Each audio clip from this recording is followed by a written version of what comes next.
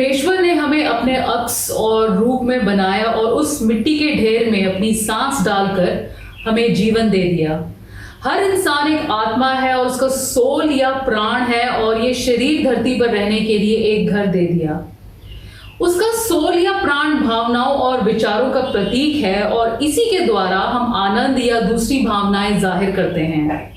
परमेश्वर जो प्यार हैं और हम उनके प्यार का कभी अंत पा नहीं सकते, तो हम उनकी भावनाओं का अंत कैसे पा सकते हैं? आज हम इसी विषय पर बात करेंगे। शुरू करते हैं परमेश्वर के वचन से।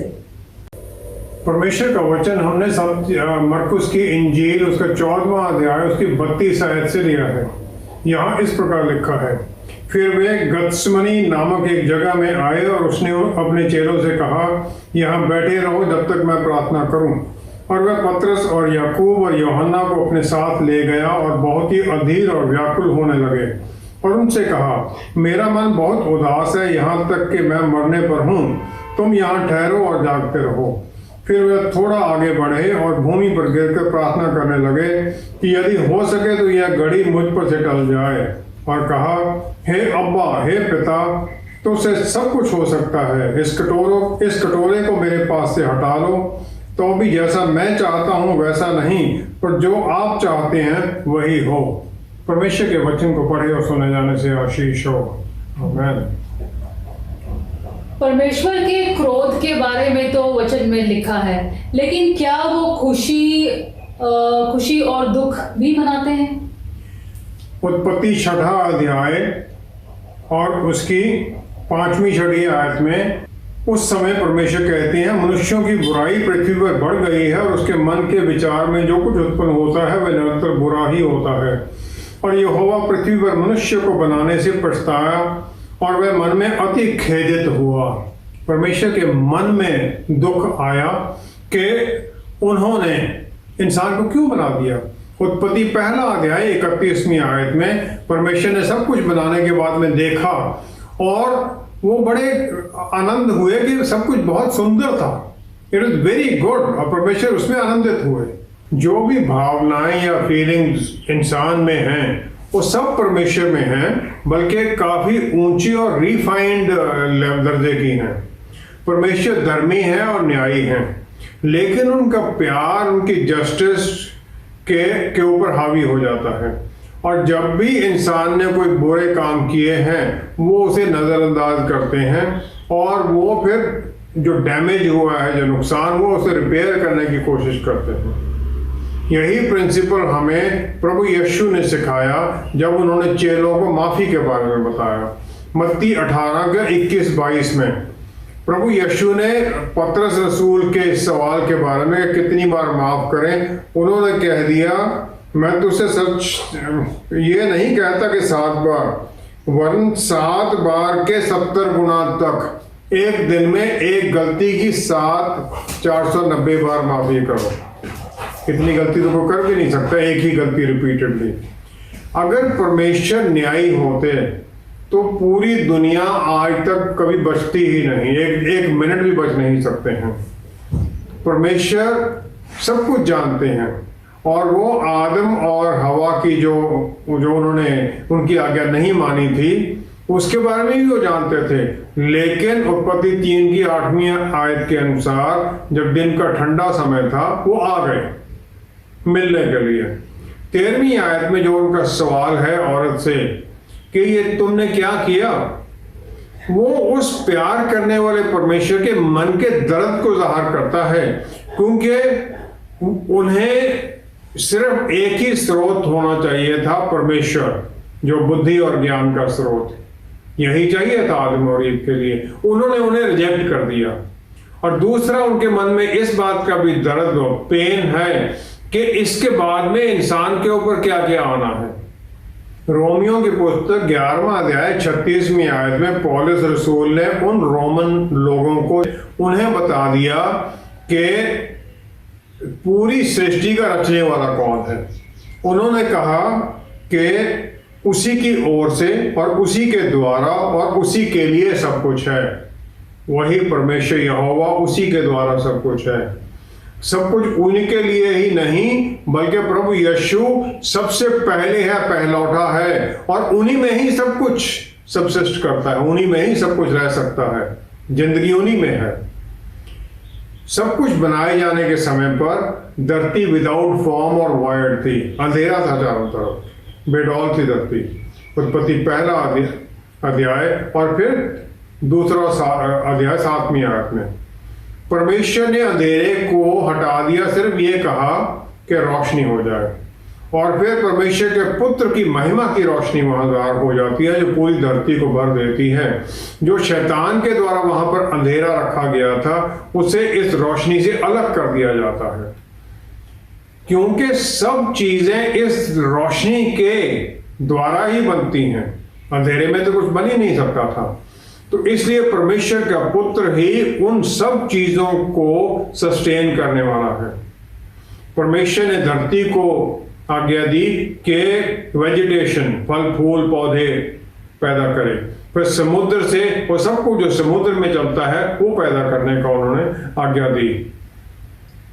इसके बाद में परमेश्वर का धरती के ऊपर आज्ञा थी कि जीवते जो जानवर हैं उस सबको वो पैदा करे, cattle, creeping things and beast. जो धरती से पैदा हुआ वो धरती के द्वारा ही उसका पोषण होना है, जो धरती उपजाती उसी से उसका पोषण होना है, और उसे फिर उसी धरती में मिल जाना है उसके जीवन खत्म होने के बाद में। इसी प्रकार पानी में जो पैदा हुआ उसे पानी में ही सस्टेनेंस है, उसी में उसे मिल जाना है उसके बाद में। उत्पत्ति पहला अध्याय 26वीं आयत में जब परमेश्वर ने इंसान को बनाने का सोचा तो उन्होंने अपने आप को पुकारा, उन्होंने अपने आप से कहा, आओ हम मनुष्य को अपने स्वरूप के अनुसार अपनी समानता में बनाएं।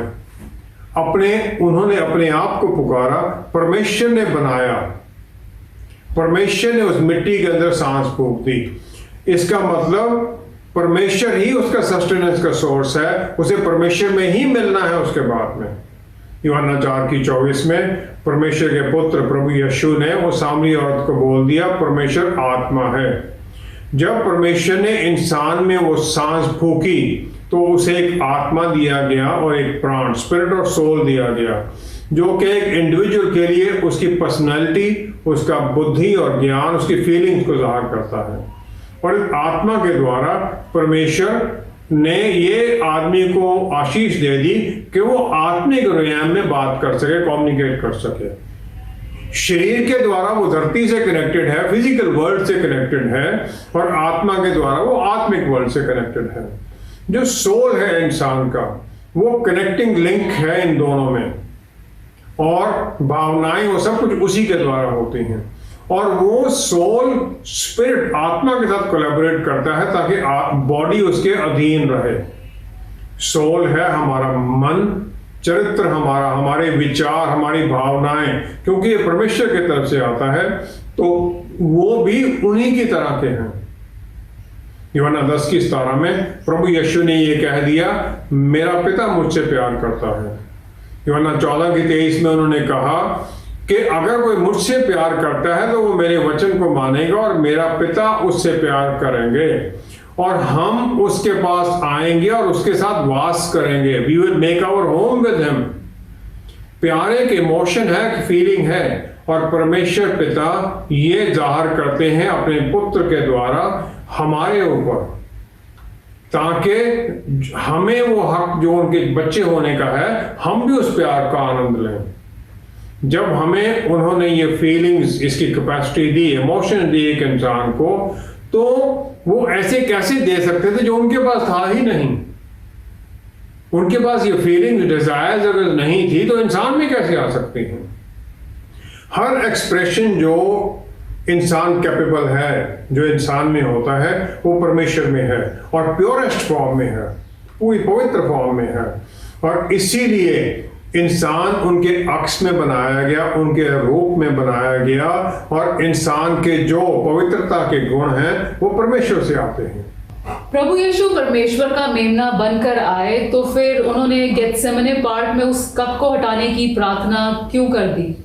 उत्पत्ति की पुस्तक उसका 22 अध्याय उसकी पहली 2 आयत में अगर हम देखें तो परमेश्वर ने अब्राहम को आज्ञा दी, अपने पुत्र को अर्थात अपने इकलौते पुत्र इसहाक को जिससे तू प्रेम रखता है संग लेकर मोरिया देश में चला जा और वहां उसको एक पहाड़ के ऊपर जो मैं तुझे बताऊंगा होम बलि करके चढ़ा।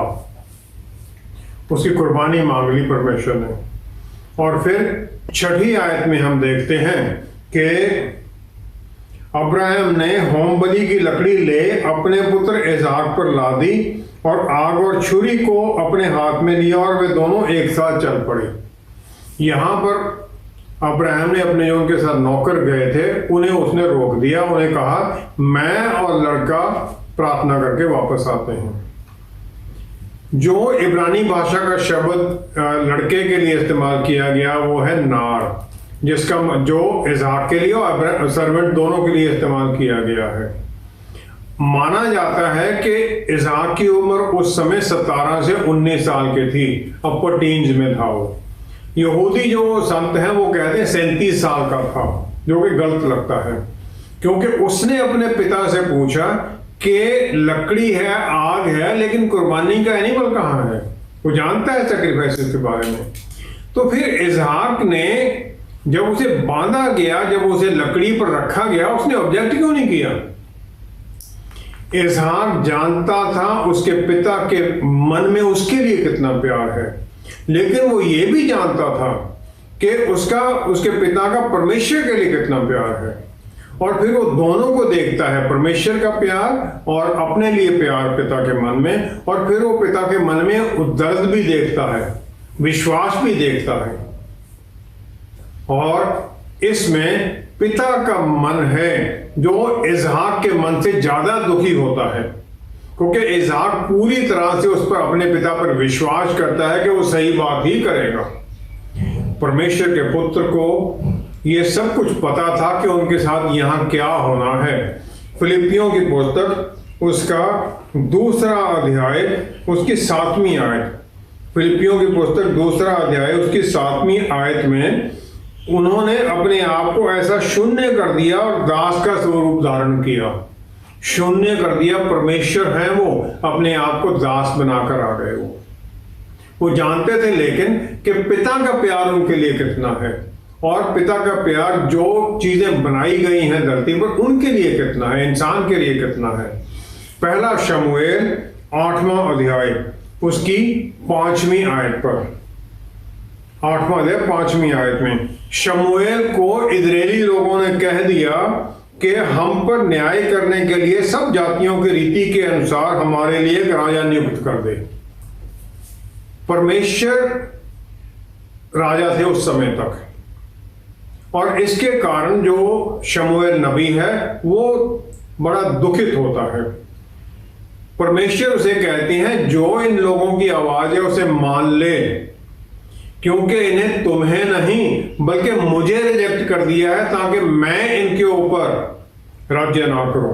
वो कहते हैं जो कुछ तुझसे कहें उसे मान ले, क्योंकि उन्होंने तुझको नहीं प्रति मुझी को निकम्मा जाना है कि मैं उनका राजा ना रहूं। परमेश्वर के मन का दर्द यहां लिखा गया है। निर्गमन 4 अध्याय 22 से 23वीं आयत में मूसा को परमेश्वर कहते हैं कि फिरौन को बोल दे जो मिस्र का राजा है कि इस्राएल मेरा पुत्र है, मेरा पहलौठा है, इन्हें जाने दे ताकि मेरा पुत्र पिता की सेवा में लगे। इजरायलियों का जो ये डिमांड है कि उनके लिए राजा बन जाए, परमेश्वर के मन को दुखित करता है। और फिर क्योंकि वो एक धरती का राजा मांगते हैं, धरती में इंसानों में से एक राजा मांग देते हैं, और जो उनका एक एक्सक्लूसिव स्टेटस था कि परमेश्वर उनका राजा था, उन्हें चुना गया था, परमेश्वर के लिए अलग किया गया था, परमेश्वर के द्वारा और परमेश्वर के लिए अलग किया गया था, वो सब खोना चाहते हैं। वो इजरायलियों को बार बार परमेश्वर कहते हैं कि मेरे पास वापस आ जाओ, मेरे पास वापस आओ। तो फिर यशायाह नबी की पुस्तक 57 अध्याय 11वीं आयत में परमेश्वर कहते हैं क्या मैं बहुत काल से चुप नहीं रहा, इस कारण तू मेरा भय नहीं मानता। वो कहते हैं मैं चुप हूं तो तुम मेरा भय भी नहीं मानते। लेकिन इसके द्वारा परमेश्वर का प्यार उन लोगों के बारे में भी छलकता है, क्योंकि परमेश्वर उनके साथ नजदीकी रिश्ता फेलोशिप चाहते हैं। उत्पत्ति 4 अध्याय 6 7वीं आयत में परमेश्वर का जो कायन से हुक्म है, जो पूछते हैं वो कि उत्पत्ति 4 अध्याय कि तेरा मुंह क्यों लटका हुआ है। वो कहते हैं पाप द्वार पर छिपा रहता है, यदि तू भला ना करे तो पाप द्वार पर छिपा रहता है और उसकी लालसा तेरी ओर होगी और तुझे उस पर प्रभुता करनी है। परमेश्वर उसे वार्निंग दे रहे हैं कि तुझे उस पर रूल करना है पाप के ऊपर। लेकिन जब वो अपने भाई हावल को मार देता है तब भी उसे श्रापित होने के बावजूद भी परमेश्वर उसे बचाते हैं। वो कहते हैं कि जो इसे मारेगा उसके ऊपर 7 गुना दंड आएगा।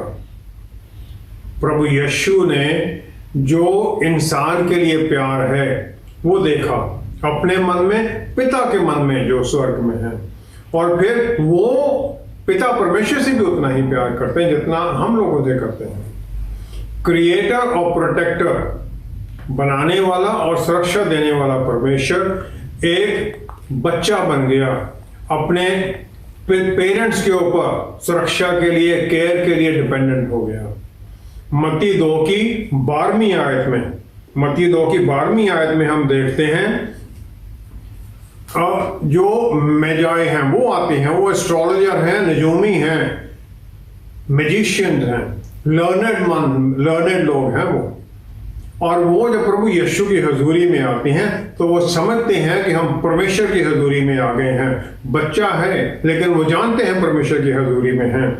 तो फिर वो मुंह के बल गिरकर बालक को प्रणाम किया उन्होंने, fell down and worshipped him। और फिर उन्होंने अपना थैला खोलकर उसका सोना और लोबान और गंधरस की भेंट चढ़ाई।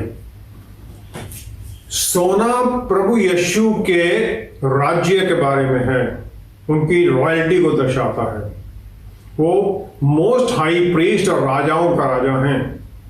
जो लाबान है उनकी आत्मिकता को, डिविनिटी को जाहिर करता है, और जो गंधरस है वो उनकी कुर्बानी के बारे में दर्शाता है। पिता परमेश्वर ये सब कुछ होने देते हैं ताकि उनका जो डिवाइन, जो उनकी प्रभुत्व है वो ज़ाहिर, उसकी पहचान हो। पासओवर फीस्ट के अंदर यहूदी लोग 113 से 118 जो भजन हैं वो गाते हैं, इन्हें ग्रीक हलेल कहा जाता है। मत्ती 26 की 30 में प्रभु यीशु ने अपने चेलों के साथ भजन गाया और फिर वो माउंट ऑफ ओलिव्स पर चले जाते हैं। भजन संहिता 118 का 17वीं आयत प्रभु यीशु ने ये गाई होगी उन चेलों के साथ। यहां लिखा है, मैं न मरूंगा वरन जीवित रहूंगा और परमेश्वर के कामों का वर्णन करता रहूंगा। प्रभु यीशु डिक्लेयर करते हैं, गा देते हैं वहां चेलों के साथ। और फिर उसी परमेश्वर के सामने जैसे वो प्रार्थना कर रहे हों, परमेश्वर को कह देते हैं वो प्रार्थना में, इसमें यहोवा परमेश्वर है, उसने हमको प्रकाश दिया है। यज्ञ पशु की वेदी के सींगों से रस्सियों को बांधो। यज्ञ पशु को वेदी के सींगों से रस्सियों से बांधो। जो बलि है उसे, जो ऑल्टर है उसके सींगों से बांध दो, जैसे कि परमेश्वर से प्रार्थना करते हैं, मुझे बांध दो वहां पर। और परमेश्वर उत्तर देते हैं इसका, उनके हाथों पैरों को जो सलीब है उसके ऊपर नेल्स के साथ बांध दिया जाता है। तो फिर प्रभु यीशु ने गेत्समनी पार्क में वो प्रार्थना क्यों की कि ये प्याला मुझसे हटा दिया जाए। मत्ती 26 की 38 आयत में वो गेत्समनी पार्क में आगे जाने से पहले चेलों से कहते हैं कि मेरा प्राण दुखित है, मरण तक आता है। वो बहुत डिस्ट्रेस में थे। और जो ग्रीक भाषा का शब्द इस्तेमाल किया गया है वो है थैनाटोस, जिसका मतलब है मृत्यु, आत्मिक या शारीरिक मृत्यु या मुक्ति से अलग हो जाना, मतलब परमेश्वर से अलग हो जाना, परमेश्वर से अलग हो जाना। तो हम देखते हैं मत्ती 26 का फिर 41वीं आयत, मत्ती 26 की 41वीं आयत में अगर हम देखें तो वहां प्रभु यीशु कहते हैं, जब वापस आते हैं चेलों को सोया हुआ देखते हैं, फिर वो कहते हैं मेरा प्राण, आत्मा तो तैयार है लेकिन शरीर कमजोर है।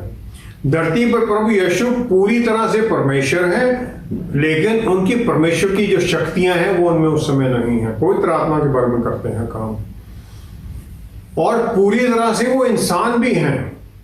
इंसान जो धरती के ऊपर जो गिरावट की कुदरत है, उसके जो प्रेशर है इंसान के ऊपर होते हैं उनके ऊपर, लेकिन वो पाप रहित हैं।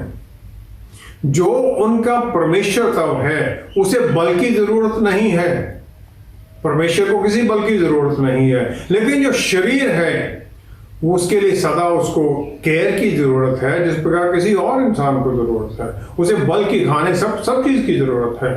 उनकी गेत्समनी पार्क की प्रार्थना के दो हिस्से हैं। पहला तो ये कि एक पिता को प्रार्थना की गई है पुत्र के द्वारा, दूसरा ये कि दोनों का प्यार एक दूसरे के अंदर है, और इसका जो फाइनल पॉइंट है वो ये है कि पिता ने डिसीजन लेना है और पुत्र ने आज्ञाकारिता में चलना है। हम सब लोग ये मानते हैं कि प्रभु यीशु की जो शारीरिक जो ह्यूमन साइड है प्रार्थना में जाहिर होती है, कि वो जानते हैं उनके आगे दर्द और जो ह्यूमिलिएशन उन्हें सहनी है वो उससे बचना चाहते हैं। लेकिन जितनी प्रार्थनाएं हैं वो तो आत्मिक रियाम के बारे में, आत्मिक बातों के बारे में है। आत्मिक बातें फिर शारीरिक और मटीरियल रियाम में बदलती हैं। गेत्समनी पार्क से आगे जो लास्ट प्रेयर है उनकी क्रॉस के ऊपर, गेत्समनी पार्क की प्रार्थना और क्रॉस के ऊपर जो दो प्रार्थनाएं हैं, वो जो पहली और आखिरी प्रार्थना है प्रभु यीशु की गेत्समनी पार्क की, और आखिरी जो प्रार्थना है वो पिता को एड्रेस की गई है। जो बीच में है वो परमेश्वर को एड्रेस की गई है। पुत्र पूरी तरह से जानते हैं कि पिता के मन में कितना दुख चल रहा है, इसीलिए वो कोई ऑल्टरनेटिव देखते हैं कि कोई रास्ता निकल जाए। वो तैयार हैं, हालांकि उनका शरीर दुर्बलता दिखा रहा है, लेकिन वो तैयार हैं। उनकी जो प्रार्थना है वो पिता की जो दुख है उसे हटाने के लिए है। दूसरा है परमेश्वर की तरफ जो उनका जो क्राई है, why have you abandoned me my God, वो इसलिए है कि परमेश्वर मैं तो आपका जो जस्टिस न्याय का जो जरूरत है उसे पूरी करने के लिए आया हूं, आपने मुझे क्यों अकेला छोड़ दिया। पिता ने अकेला नहीं छोड़ा है, परमेश्वर की तरफ से परमेश्वर को कंप्लेन है। और फाइनली पुत्र अपना प्राण, अपनी आत्मा पिता के हाथों में दे देता है, और पिता उसे रिसीव करने के लिए जो पर्दा है जो महापवित्र स्थान में मंदिर का था, वो भवन का परमेश्वर के ऊपर से नीचे से तक उसे फाड़ देते हैं ताकि पुत्र की उसे स्वागत किया जाए। धरती पर इंसान होते हुए परमेश्वर के पुत्र ने अपने जीवन का सारा समय पूरा पवित्रता सच्चाई में रखा, जबकि आत्मा उनके प्राण को कंट्रोल करती है और प्राण या सोल उनके शरीर को कंट्रोल करता है। इंसान में पाप आने के बाद में यह बदल जाता है, शरीर प्राण को अपने अधीन कर लेता है और आत्मा उसमें साइलेंट हो जाती है। यूहन्ना पहला अध्याय 4 आयत में प्रभु यीशु के बारे में लिखा गया, उनमें जीवन था, इन हिम वाज लाइफ। यूहन्ना 10 की 17-18 आयत में फिर वो कॉन्फिडेंस के साथ ये कह देते हैं, यूहन्ना 10 की 17-18 आयत, वो कहते हैं मैं अपना प्राण देता हूं कि उसे फिर ले लूं, कोई उसे मुझसे छीनता नहीं, वरन मैं उसे आप ही देता हूं। मुझे उसके देने का भी अधिकार है और उसे फिर ले लेने का भी अधिकार है। मैं अपना प्राण देता हूं। अपने टाइम के ऊपर वो प्राण छोड़ते हैं। 3 बजे जब शाम की जो कुर्बानी, उस समय 9 बजे से 3 बजे तक वो सलीब के ऊपर हैं। पूरी तरह से इंसान हैं, पूरी तरह से परमेश्वर हैं। अपने जीवन के ऊपर मृत्यु और जीवन पर उनका अधिकार है, मुर्दों को जिंदा करते हैं वो। उनकी प्रवृत्ति ही दूसरों का ध्यान रखने की है, और ध्यान रखना अपने पिता का भी वो दर्द समझते हैं जो स्वर्ग में है। और यही प्रोबेबल कारण है कि गेत्समनी पार्क में वो प्रार्थना कर देते हैं, अगर ये कप मेरे सामने से हट जाए। प्रभु यीशु की इस तरह की प्रेयर का हमारे जीवन पर क्या प्रभाव पड़ना चाहिए? इसलिए हमें यह समझना जरूरी है कि उस समय स्वर्ग में क्या हुआ। सिर्फ पिता और पुत्र ही पूरी तरह जानते हैं कि आगे क्या होना है। यशायाह नबी की पुस्तक 52 अध्याय उसकी 14वीं आयत में लिखा गया है, उसका रूप यहाँ तक बिगड़ा हुआ था कि मनुष्य कैसा ना जान पड़ता था, और उसकी सुंदरता भी आदमियों की सी ना रह गई थी। यह प्रभु यीशु का हालत था जब वो सलीब पर गए थे। लेकिन 53 की 10 में यह लिखा गया है कि परमेश्वर यहोवा परमेश्वर को भाया कि उन्हें ये सब कुछ उनके साथ हो।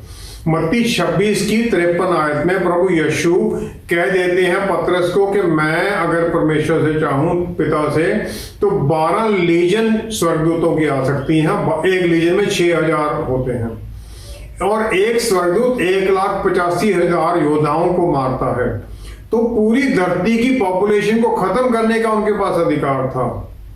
उस समय स्वर्ग में जितने स्वर्गदूत हैं सब शॉक में हैं, सब खड़े हो क्या रहा है। ये जो डिमोनिक स्पिरिट्स है, दुष्ट आत्माएं यहाँ पर, वो भी अचंभे में हैं, रिजल्ट देख रही हैं। परमेश्वर को भाया कि अपने पुत्र को इस प्रकार किया जाए।